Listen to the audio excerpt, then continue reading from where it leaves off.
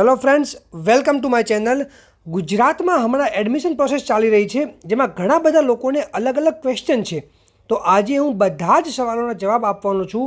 તો મિત્રો, આ વિડીયોને એન્ડ સુધી જુઓ, અને જો તમે મારી ચેનલ પર નવા છો તો ચેનલને સબસ્ક્રાઈબ કરવાનું ના ભૂલતા. તો મિત્રો, સૌથી પહેલો ક્વેશ્ચન છે કે ગેપ એફિડેવિટની જરૂર ક્યારે પડશે અને ક્યાં આપવાનું. હવે મિત્રો, તમને જણાવી દઉં કે તમારે તમારા એકેડમિક યરમાં જો એક યર કે તેથી વધુ ગેપ હોય તો જ તમારે ગેપ એફિડેવિટ આપવી પડશે. હવે ફોર એક્ઝામ્પલ માની લો કે તમે LLM માટે એપ્લાય કરો છો, તો જો તમે LLB 2023માં કમ્પ્લીટ કર્યું છે તો પણ તમારે ગેપ એફિડેવિટ આપવી પડશે. હવે જો તમારું ગ્રેજ્યુએશન 2018માં કમ્પ્લીટ થયું હોય પણ તમારું LLB 2024માં કમ્પ્લીટ થયું છે તો તમારે એફિડેવિટ આપવાની જરૂર પડતી નથી.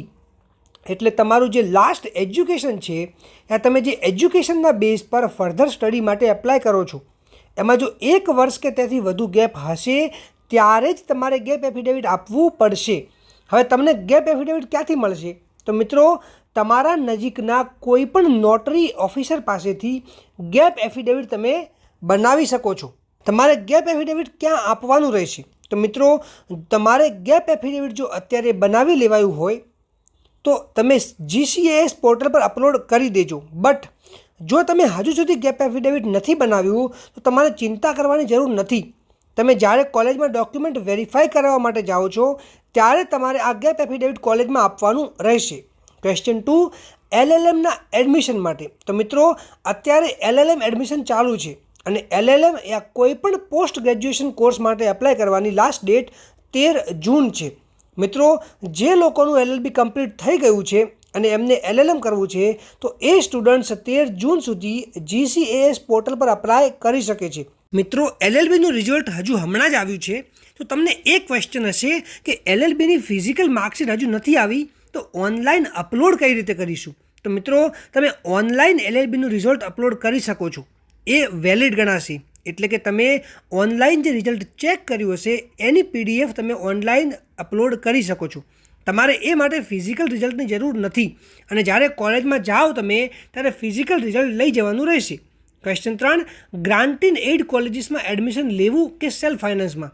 મિત્રો, જો તમે સેમ યુનિવર્સિટીથી LLB કરવાનું વિચારો છો, જેમાં તમે ગ્રેજ્યુએશન કર્યું છે અને તમે રિઝર્વડ કેટેગરીમાં આવો છો યા પછી તમે જનરલમાં આવો છો પણ તમારે ગ્રેજ્યુએશનમાં પર્સન્ટેજ બહુ વધારે છે તો જ તમારો ચાન્સ ગ્રાન્ટ ઇન એઇડ કોલેજીસમાં થઈ શકે એમ છે. મિત્રો, હવે જે લોકો અધર યુનિવર્સિટીઝથી LLB કરવા માગે છે, જેમ કે તમે ગ્રેજ્યુએશન સૌરાષ્ટ્ર યુનિવર્સિટીથી કર્યું છે અને LLB ગુજરાત યુનિવર્સિટીથી કરવા માંગો છો, તો તમને ગુજરાત યુનિવર્સિટીમાં માત્ર 2% સીટમાંથી જ મોકો મળશે અને એમાં એ પણ મેરિટ બેઝડ. તો મિત્રો, આ રીતે તમને ગ્રાન્ટ ઇન એઇડ કોલેજીસમાં એડમિશન મળવાનો ચાન્સ બહુ ઓછો છે, કેમ કે આ વખતે સીટ્સ પણ બહુ ઓછી છે ગ્રાન્ટ ઇન એઇડ કોલેજીસની. તો તમારા પર્સન્ટેજ સારા હોય અને તમે રિઝર્વડ કેટેગરીમાં આવતા હો તો જ તમારો ચાન્સ છે ગ્રાન્ટ ઇન એઇડ કોલેજીસમાં. અધરવાઇઝ અત્યારથી જ સેલ્ફ ફાઇનાન્સ કોલેજીસ શોધવાનું ચાલુ કરી દેજો. અને ટોપ 10 લો કોલેજીસ માટેનો વિડીયો મેં ઓલરેડી મારી ચેનલ પર અપલોડ કરેલ છે, જેની લિંક હું ડિસ્ક્રિપ્શનમાં આપી દઈશ. ક્વેશ્ચન 4, જેમની માર્કશીટમાં CGPA છે અને પર્સન્ટેજ નથી. હવે મિત્રો, જો તમારી માર્કશીટમાં માર્ક્સ પર્સન્ટેજમાં ના આપીને CGPAમાં આપેલ છે તો તેના માટે તમારે તમારી યુનિવર્સિટીમાં જવું પડશે અને ત્યાં જઈને તમારે CGPA ટુ પર્સન્ટેજ સર્ટિફિકેટ કઢાવવું પડશે.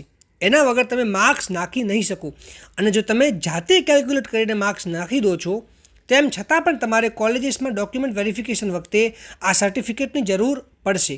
ક્વેશ્ચન 5, LLB એડમિશન ક્યારથી શરૂ થશે? તો મિત્રો, આ ક્વેશ્ચન ઓલમોસ્ટ દરેક સ્ટુડન્ટ દ્વારા પૂછવામાં આવી રહ્યો છે. મિત્રો, હું તમને જણાવી દઉં કે LLB એડમિશન અત્યારે ગુજરાત હાઈકોર્ટ દ્વારા હોલ્ડ પર રાખવામાં આવ્યું છે. જે તમે મારા જૂના વિડીયોઝ જોયા હશે તો તમને ખબર જ હશે કે કયા કારણોસર BCI પર કેસ કરવામાં આવ્યો હતો અને કયા કારણોસર એડમિશન પર આ હોલ્ડ મૂકવામાં આવ્યો છે.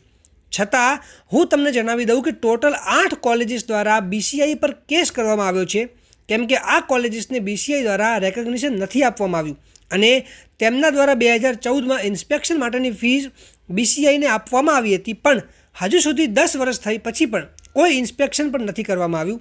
મિત્રો, તેના કારણે આ વખતે આ હાઈકોર્ટમાં કેસ કરવામાં આવ્યો હતો અને હાઈકોર્ટ દ્વારા બધા પક્ષોની દલીલો સાંભળ્યા પછી હાઈકોર્ટ દ્વારા BCIને કહેવામાં આવ્યું કે તમે ઇન્સ્પેક્શન માટેની ફીસ લઈ લીધી હતી અને તમે 10 વર્ષ સુધી કોઈ ઇન્સ્પેક્શન નથી કર્યું. તો કોર્ટ દ્વારા BCIને એક વીકમાં ઇન્સ્પેક્શન કમ્પ્લીટ કરવાનું રહેશે અને 15th જૂન પહેલાં તમને એવો રિપોર્ટ આપવાનો રહેશે એવો આદેશ આપવામાં આવ્યો છે.